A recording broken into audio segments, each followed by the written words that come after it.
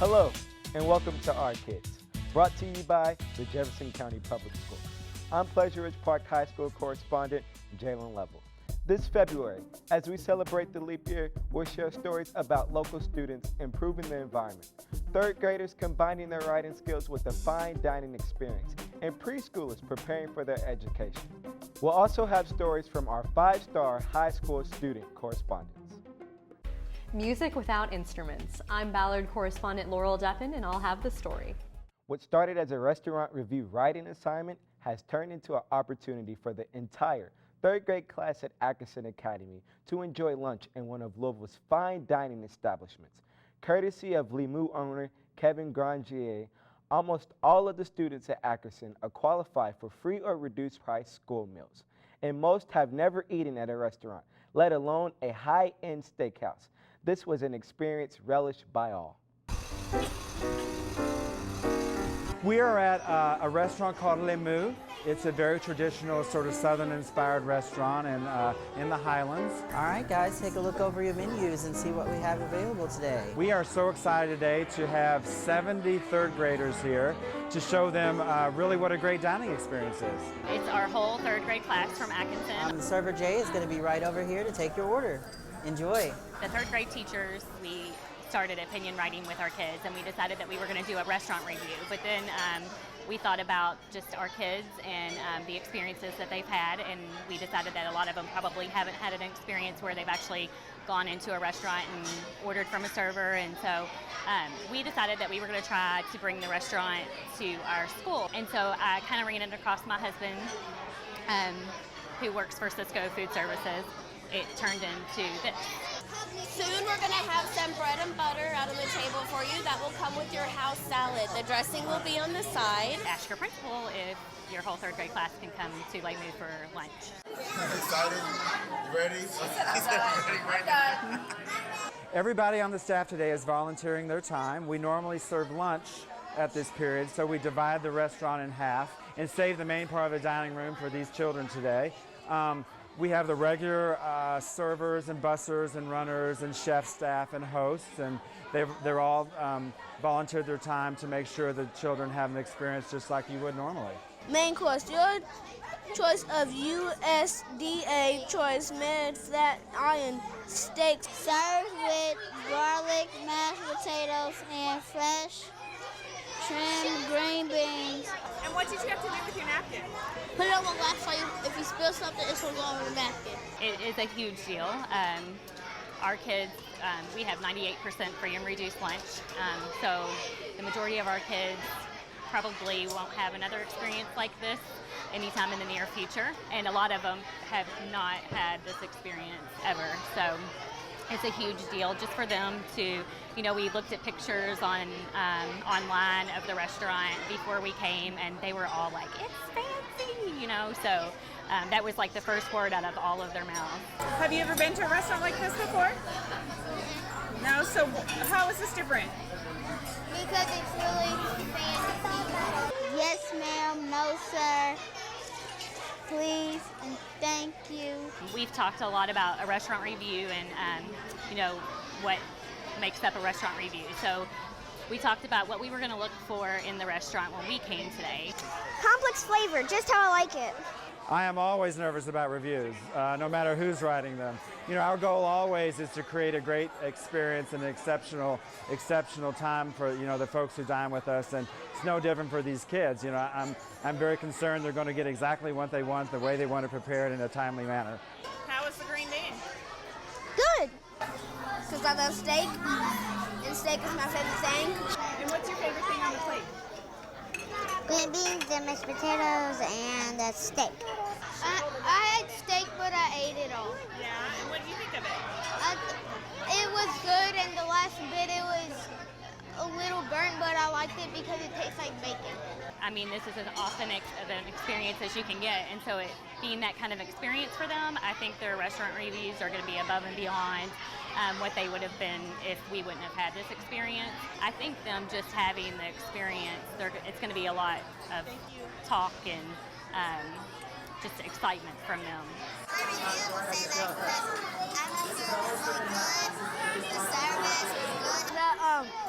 The atmosphere is good. They have a lot of paintings, and the waitresses are nice. You know, I remember the first time that I went to a really nice restaurant, and I have really great memories of that. And I just felt like it was a good opportunity for us to give the children a really great experience and something to remember, and maybe also something to aspire to as they get older. Well, I thought it was awesome that, you know, a lot of their servers are volunteering their time today. They're not getting paid for this. And then just for him to welcome us into his restaurant. And then also there are a few people from Cisco Food Services that were helping prepare the food. And so I think it's awesome that, you know, that they would all volunteer their time to make all of these kids as happy as they're going to be, you know, and have this experience. How is it? Thumbs up. The Fern Creek Junior ROTC teams are national leaders when it comes to winning competitions. Correspondent Catherine Scott shows us what makes them so special.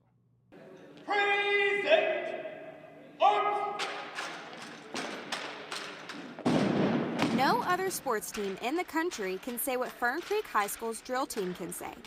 The girls' drill team, also known as the Lady Leathernecks, won 15 consecutive national championships between 2000 and 2014, while the male drill team, or Leathernecks, annually finish as arguably one of the top finest male-armed Marine Corps drill teams in the nation. Not only is drill a fun sport to compete in, it teaches students leadership skills, organization skills, respect, and many other important skills that are crucial to achieving the high standards of the Marines. Senior and captain of the girls' drill team, Lexi Stoneburner, explains her favorite part about the drill team and the lessons drill has taught her that she will remember for the rest of her life. My favorite part about drill team would have to be definitely the bond everybody makes because we're together so much. And I'm not saying it's nice all the time, like it's nice because it's not nice, if that makes sense. We get to just learn how to deal with people in situations that are hard and in stressful situations, and when you're tired and when you've had a really bad day and you still have to accomplish a mission, you still have to accomplish, you know, a task, whatever it is. So it's really nice to be able to like get to experience that now before we go out into the real world and go to college and get really stressed out there. So my favorite part would have to be just that bond that we get from the hard times. Senior and Sergeant Major of ROTC, Gage Hill, explains the reasons he joined the drill team in the first place. My future endeavor is to join the Marine Corps. It was one of those deals where, you know, it was just more I could learn. I could learn about rifle handling, the fundamentals, and it was just being closer to the unit. The unity, and you have your ROTC brothers, but when you're coming in every day at 6 o'clock in the morning, you are going through the grind every single day for the entire school year. You become, you know, a part of a family, and it really is dependability, and you have to be there for it. You can't be late to practice because that affects them. There's an empty spot that they have to fill. Senior and captain of the boys' drill team, Bryce Moore, explains his favorite part about being a member of Fern Creek's drill team. My favorite part about drill, it would probably have to be just the family aspect, because it's like being in ROTC, you already have that kind of family bond, but then with drill it's like even more because of you're spending more time with these people than you do with your actual family. By the right flank, march. Between the early mornings and late afternoons of intense training and practice, Fern Creek High School's drill team is on their way to taking nationals once again. For Our Kids, I'm Fern Creek correspondent Catherine Scott. Correspondent Laurel Deppin gives us an inside look at high school acapella group competitions. A new trend is sweeping through JCPS high schools. Several different schools across the district have formed acapella groups and got together to showcase their skills.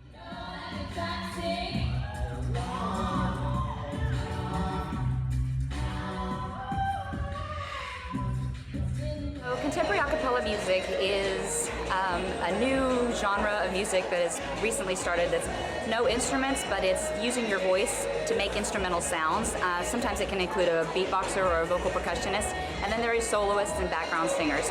And we started Bulldog Beats 3 years ago at Male High School and wanted to do something different and fun and teach kids and reinforce what we were doing in class.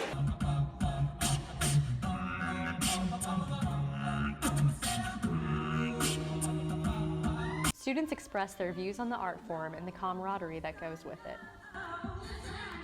I love it. I mean, just the sound and the creativity that comes with acapella and the fact that there are no instruments used and it's just vocal, it's just really amazing. We started our acapella group last year.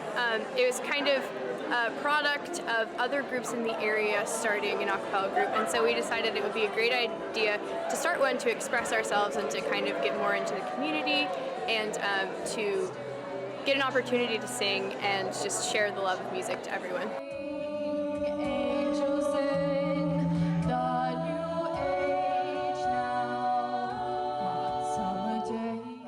Acapella groups have the chance to perform not only at competitions, but at school events for the enjoyment of themselves and their peers. I like that it's a different type of music that most people aren't familiar with, so when they do hear it, they are surprised. Like, this is really cool. Acapella groups are popping up all around JCPS. Keep your ears open for a group in your area. I'm Ballard correspondent Laurel Deppen for Our Kids. We have a lot more stories about our kids coming up. Stay with us. I'm neurosurgeon Jailen Leavell, Seneca High School class of 1989. I am JCPS. I'm Ballard High School junior Brianna Owens, and I've been selected for the Wharton School of Business Summer Institute. I am JCPS. I'm Marshall Goldsmith, Valley High School class of 1967. Executive Leadership Coach, I am JCPS. I'm Justin Cornwell, Eastern High School class of 2007, and I played a young Muhammad Ali. I am JCPS. We are JCPS. The portal is your online link for information about your child's grades, test scores, attendance, career choices, and much, much more. It's a fast and easy way to stay on top of what your child is doing in school. If your child's teacher has set up a virtual classroom, you can log on to JCPS Online and access grades for class assignments or communicate directly with teachers. The Parent Portal offers a convenient way you can stay involved in your child's education. Welcome back. You're watching Our Kids, sponsored by Jefferson County Public Schools. I'm PRP correspondent Jailen Leavell. 12 JCPS schools participated in the Urban Heat Island Effect Youth Summit, sponsored by Brightside in the Partnership for a Green City. Students were able to have interactive discussions about the city's future with top local leaders in environmental sciences.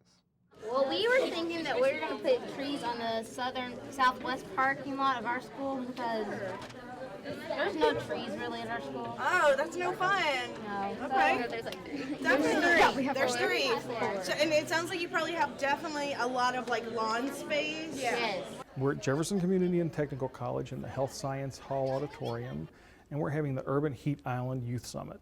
We are trying to come up with recommendations for JCPS to help mitigate the urban heat island problem in JCPS is the 27th largest school district in the U.S. We are on a field trip to learn about the urban heat method and like environmental actions and how we can do more things to help keep like runoffs and weather and good environmental interaction in our city. In a rain barrel and then water from that. And that way, as what Russ was saying, is maybe we do put some of those barriers like on the roof. So if we can change the heat island effect, we can also change the energy that we use in the schools and at home. In 2012, Dr. Brian Stone from the Georgia Institute of Technology concluded that Louisville is one of the most rapidly warming cities in the country. It impacts all these little cells along the solar panel, and that then converts that energy to electrical power, which comes out now through the back of the system. So it has a little controller here, and now these go into a battery system.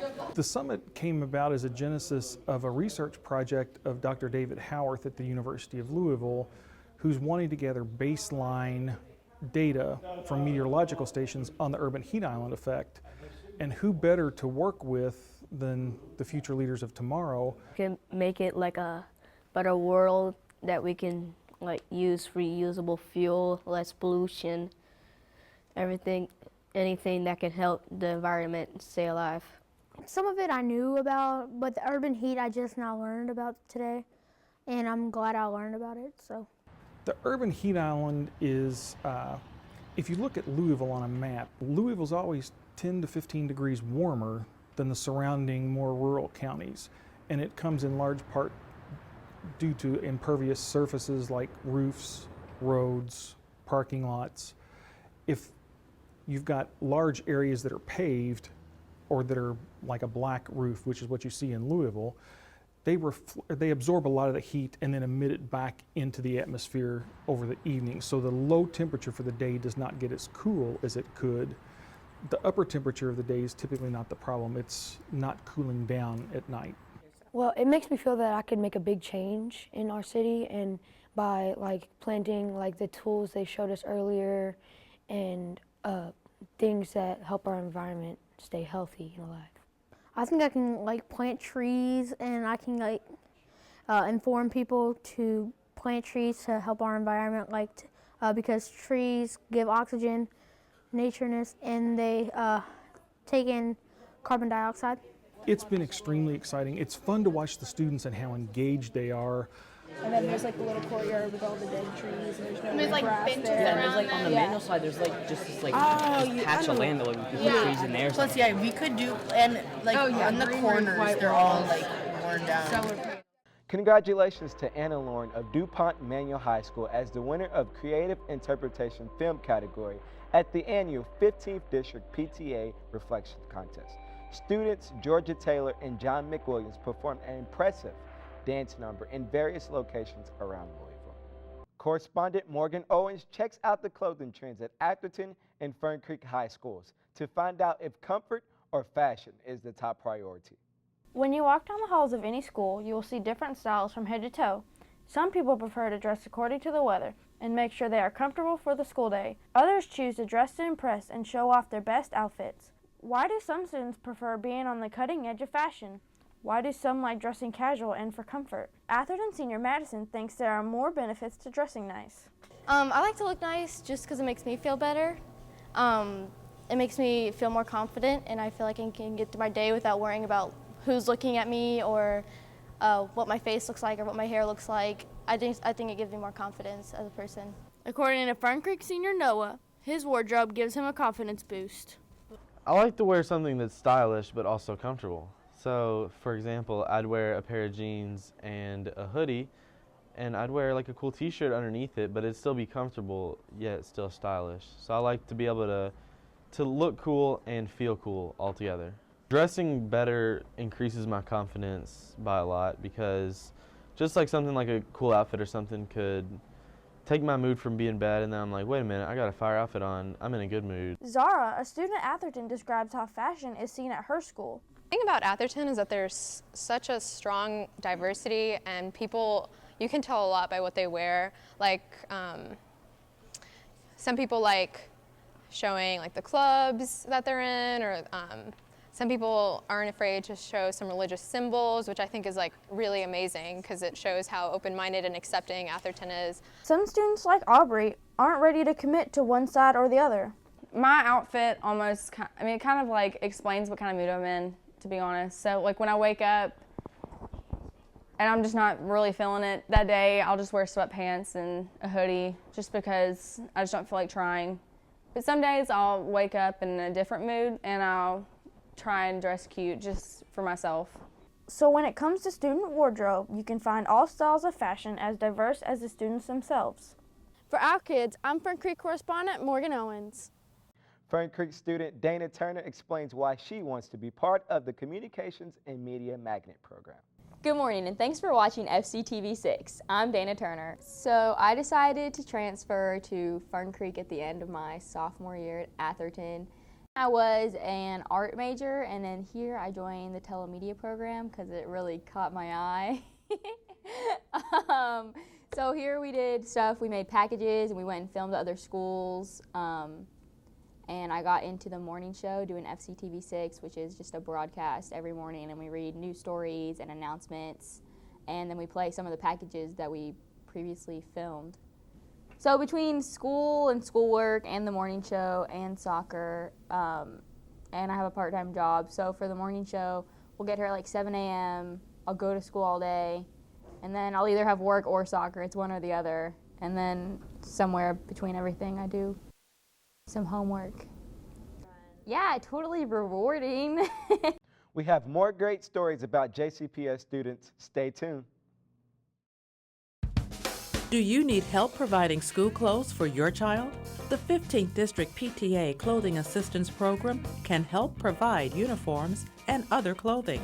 Make an appointment with the Family Youth Resource Center at your child's school. Donations of new and gently used uniforms and clothing are also accepted. Call 485-7062 or 485-7450 for more information. I'm neurosurgeon Jailen Seneca High School class of 1989. I am JCPS. I'm Ballard High School junior Brianna Owens, and I've been selected for the Wharton School of Business Summer Institute. I am JCPS. I'm Marshall Goldsmith, Valley High School class of 1967. Executive Leadership Coach, I am JCPS. I'm Justin Cornwell, Eastern High School class of 2007, and I played a young Muhammad Ali. I am JCPS. We are JCPS. Welcome back. You're watching Our Kids, sponsored by the Jefferson County Public Schools. I'm PRP correspondent Jailen Leavell. Citing the measurable success of last summer's Kindergarten Readiness Camp program, the CENS Foundation, along with the Jefferson County Public Education Foundation, announced a plan for a major expansion of the program for this upcoming summer. The 4-week camp will grow to serve about 1,200 students. That's 12 times as many as were served by the program in 2014. Let's take a look at some of the action in the classroom. And I want you to make me a J. A big J and a little J. They're working on multiple skills.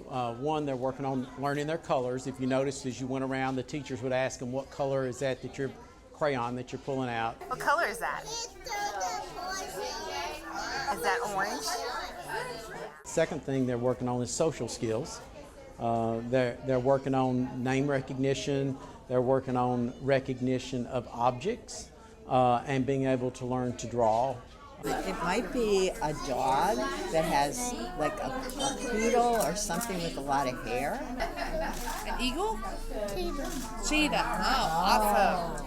Last summer, with the help of the CENS Foundation, we expanded a kindergarten readiness camp. The gains in kindergarten readiness just after 4 weeks of camp have been remarkable. Overall, regardless of attendance, the children attending camp scored 70.7% kindergarten ready on the Brigance assessment at the start of the kindergarten year. This is a program that delivers measurable results and holds broader potential for the district. And that's why the CENS Foundation today is proud to announce expanded support for this program with a $500,000 grant to expand summer camps next year. Hey, what is that? What animal is that? With a long neck. It's a swan. A swan. Good job. That's right, a swan. Because a swan has a long neck. You know, when you go from serving 300 students to the possibility of serving 1,200 students, that just means that we have the opportunity to get 900 students kindergarten ready over and above what we've had in the past. And that just to me is phenomenal because that's a win for the community, it's a win for the district, but most importantly, it's a win for the student, which gives an opportunity to be successful in life. Students from Ramsey Middle School showed off their health sciences knowledge with a demonstration at a recent board meeting. This demonstration is part of the 7th grade unit on the digestive system. To demonstrate mastery of the content, students perform the activity of acting out the process of digestion. Each student will represent a portion of the digestive system and model the actions taken by our bodies to process food into a usable energy resource for our bodies. Digestion begins in the mouth. Mechanical digestion is carried out as the teeth grind the food into smaller pieces. The salivary glands add saliva to moisten the food and break it down with chemical digestion. The food is formed into a bolus and passes into the pharynx. This is the process of swallowing, a part of mechanical digestion. The bolus passes into the esophagus, where the wave action of the throat muscles push the food towards the stomach. This is called peristalsis, which is another form of mechanical digestion. The esophagus is lined with mucus, which helps the food move into the stomach. Mechanical digestion continues as the stomach squeezes and turns the chewed food. Digestive juices and hydrochloric acid are added for chemical digestion. The food is broken down considerably during this process. As the food moves out of the stomach and into the small intestine, bile is produced in the liver, passed to the gallbladder, and added to the digesting food to aid in chemical digestion. The pancreas adds more digestive juices and continues chemical digestion. Next, food passes through the nearly 15 feet of the small intestines. Wave-like motions keep mechanical digestion going and the food moving. More mucus helps ease the passage of the food. While the food moves along, nutrients or juices seep through the walls and are absorbed by the body. As food moves through the large intestine, the final nutrients are absorbed and waste begins to form into a mass to be passed out of the body. The anus compacts the waste, which are then passed out of the body through the rectum in the form of feces. Now you may know even more than you wanted to about the digestive process. Thank you for your time. JCPS's new vision statement reads, all Jefferson County Public School students graduate prepared, empowered, and inspired to reach their full potential and contribute as thoughtful, responsible citizens of our diverse, shared world. It is 3 focus areas. We talked about the second one, building capacity. The first one is deeper learning. What does it mean for our students to be successful? People need to know that's all students. And the third one is infrastructure and systems. How do we create the infrastructure and systems within the Jefferson County Public School system? Because our goal is all students being prepared. We have to figure out ways to reach all students. In our kids news, we'd like to congratulate the latest Excel Award-winning teacher, Caitlin Jennings of No Middle School. We come today to bring you the Excel Award, and this time, sing your praises. Congratulations. And a big congratulations to JCPS students who won at the Kentucky State Deaf and Hard of Hearing Spelling Bee held in Elizabethtown. Thanks for watching our show. We hope you enjoyed it. You can find full episodes of Our Kids on the JCPS YouTube channel. Until next time, keep supporting our kids.